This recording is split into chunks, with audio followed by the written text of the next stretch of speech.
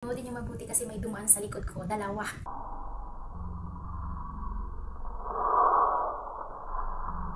Guys, good evening. So, ang oras natin ngayon is 12 o'clock na ng madaling araw. Kararating lang namin galing sa malaking bahay. So, i-unbox ko itong binili sa akin ng ampo kaninang tanghali. So, ngayon lang natin i-unbox kasi umalis kami kanina.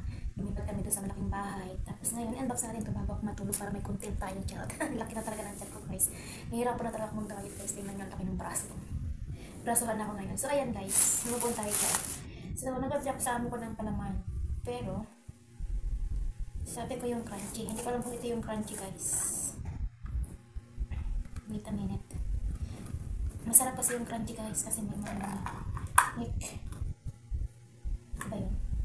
Yes, ito. Sarap. May ano pa kasi ito, guys. May mga manik-manik pa ito. Ayan.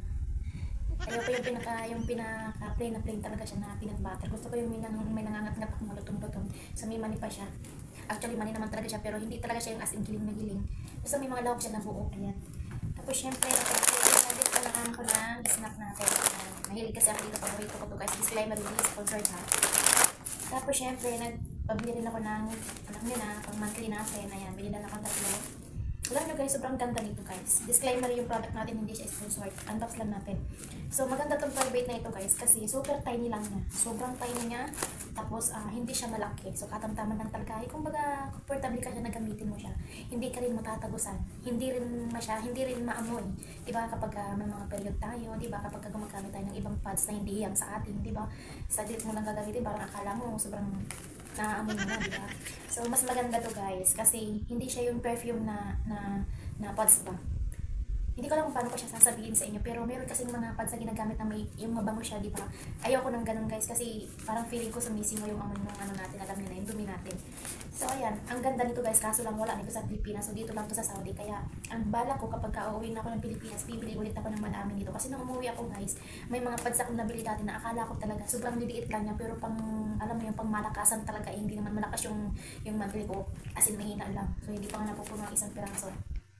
Nakabili kasi ako ng isang ganon kalaki, pero ang dami niya kasing laman. So, hindi ko akalain na yung loob niya is malaki pala, tapos mahaba. So, pang overnight talaga siya.